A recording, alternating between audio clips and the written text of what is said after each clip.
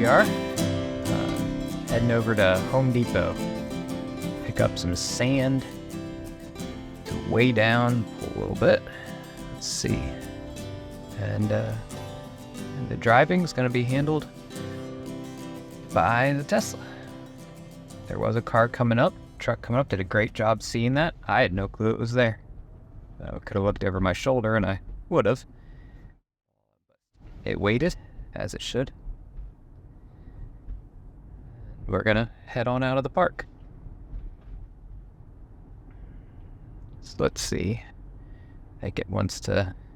See, the truck knows this is a one-way road, and it knows it can be in the full left lane, but you can see the Tesla's driving in the visualization. It's drawing in kind of a imagined double yellow line on the road we were on, which isn't really there. It's, we're coming out of a one-way road out of the park, but it doesn't have a very clear signal that that's the case. It's creeped up. There are a couple more cars coming, but the creep up spot here is pretty good now. And again, for anyone who's supervised full self-driving 12.3.6 before, as I've mentioned a few times, you can give it a little acceleration if you know that that's what you want to have happen. But for these videos, we're going to err towards just letting the car show clearly what it can do. So here we're following along. But yeah, full vision, all neural networks, and away we go.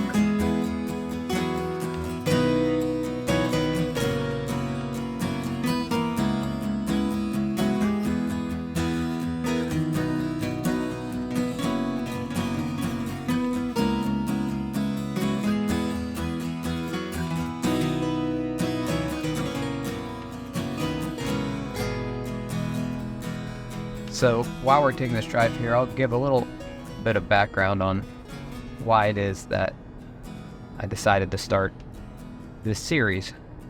So, coming up here to make this turn. We've signaled well enough, the car should know. And we can make this turn on this kind of back road here. Okay. So, my eldest, my daughter, call her A, when she was born, I had no clue what lay ahead. She was my eldest and I was a new parent. Not sure exactly what the Tesla was concerned about there with the beeping. I didn't see any warnings. But anyway, when she was born, being a new parent, who knows what lies ahead.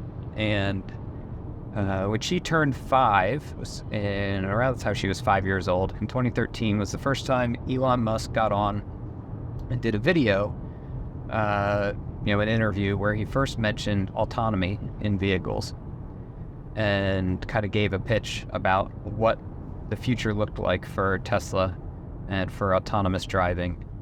And that introduction and then the talks that followed up, really caught me because might not be a statistic a lot of people know, but for children and young people ages 5 to 29, the number one cause of death, not a leading cause of death, but the number one cause of death is vehicular accidents, auto accidents.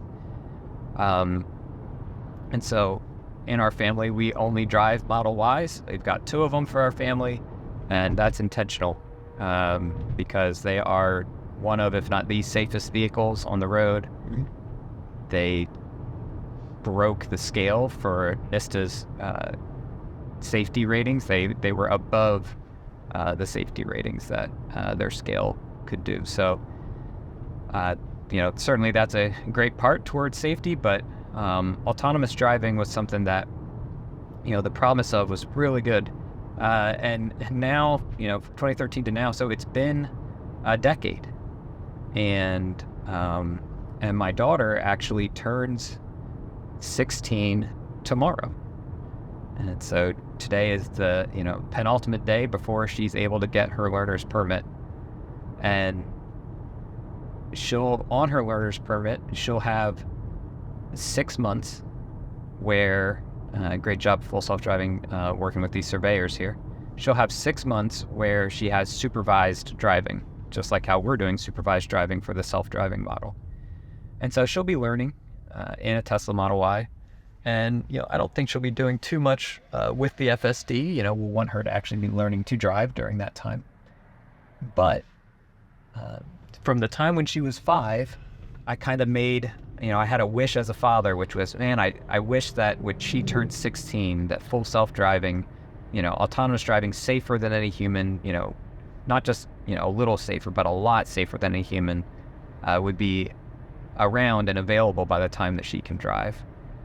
And, if I go back to last year, Ashok Alswami was giving a presentation in June of last year about Tesla full self-driving efforts, talking about, lane understanding, occupancy networks, still, some variation of combining lots of AI and various neural nets with a lot of control code. And only a month or 2 later, 2 months later, I think, Ashok and Elon streamed on X Live the first kind of public drive of a Tesla running full autonomy, and with full nothing but nets was the phrase they used. They'd gotten rid of the code, and so that was a year ago, not quite a year ago now, and FSD Beta 12 started coming out, which was in that vein. And as mentioned many times, we're on 12.3.6 on this drive. And I think the key reason why I'm recording these drives and beginning to really document this is because I think we're at a really interesting time in history, and it happens to coincide with, personally, my own, eldest child's experience and my wish as a father, in that I think there's a good chance that over these next 6 months that lie ahead, that we're going to see dramatic progress. We're already doing, very well, and I think as you'll see documented in these drives, 12.3.6 is a fairly capable model, and I say that conservatively. Certainly compared to anything else on the road, there's not even a comparison you can make. Recently, recent in time to when this video was filmed, there was some talk about I think it was a Mercedes that had the first official level 3 self-driving, level 3 autonomy, which has a list of, it's like being at a pool at a state park or something, at a list of requirements for when it could do it. It can only be in certain areas on certain roads. You have to have a leader car that it's following. It can only go up to 40 miles an hour, good weather, yada, yada, yada. The list goes on. And just an absolute insane amount of caveats for when it can and can't be used. And you compare that to the FSD that's in pretty much any Tesla going back to 2018 to now, and it's just, there is no comparison. You can see in the visualization that the car is fully aware of the traffic signals that we're at, all the cars, all the movements they're making, so you can see both on the screen what the car sees, and if you look out the windshield, you can see what's actually happening. It's properly, counting cars, You can see how it's dealing with object permanence, and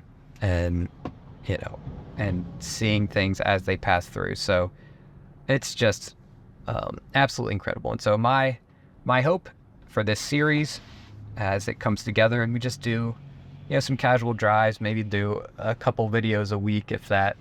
Not super ambitious, but the goal is to narrate to some degree what's going on. I know that some videos, and maybe we'll do versions of this, some people will just post sped up versions with just some nice background music, and maybe we'll do some of that. But I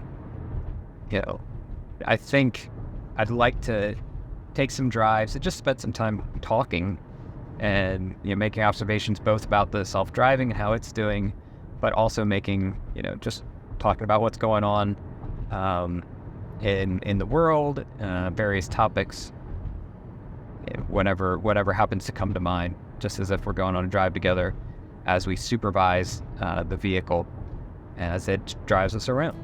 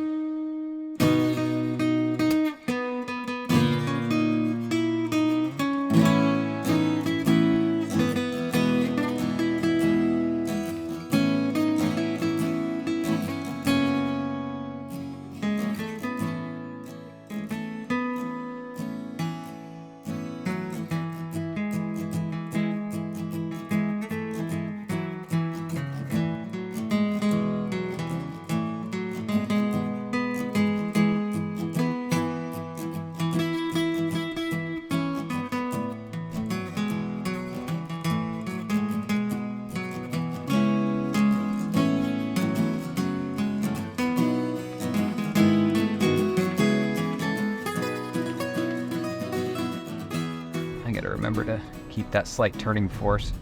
Anyone who's dealt with the FSD nag over the months and years past, it would be very nice when that goes away. Obviously, we are supervising the camera. The camera is shot. The framing that you see here is somewhat intentional.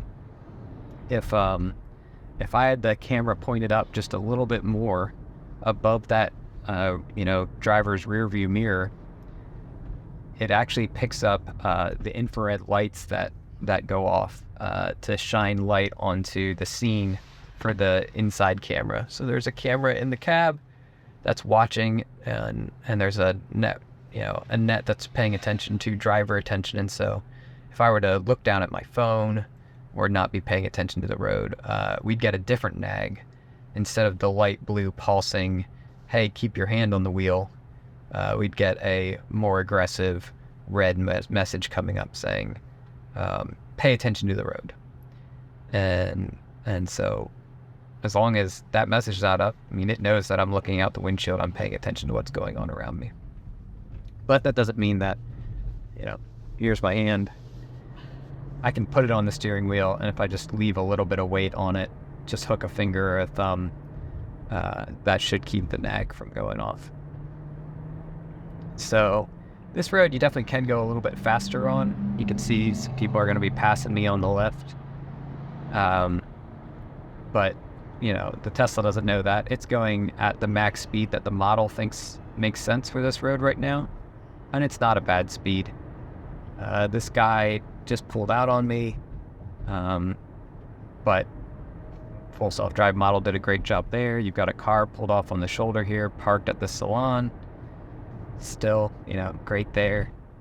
Older versions they would bow out further, or they'd even like just slam on the brakes. And so, yeah, version 12 is just much better there. Anyway, back to the pool. Once we get the pool set up and we're ready for a summer of fun in the sun, then we're immediately leaving. And we're leaving for Japan. So our crew will be heading out to Japan for some time out there. We've never been. We're excited to go. We're a family, growing up as a kid, I watched, very early, Dragon Ball Z, Record of Lodos Wars. I remember was on the Sci-Fi Channel, actually, on certain weekends, would just have, anime on sometimes. Watch Guyver. I remember being very confused. There was a friend of mine that watched a decent bit of anime and mentioned the anime Guyver. He watched Akira and then he had Guyver, and I was confused. I thought, Guyver?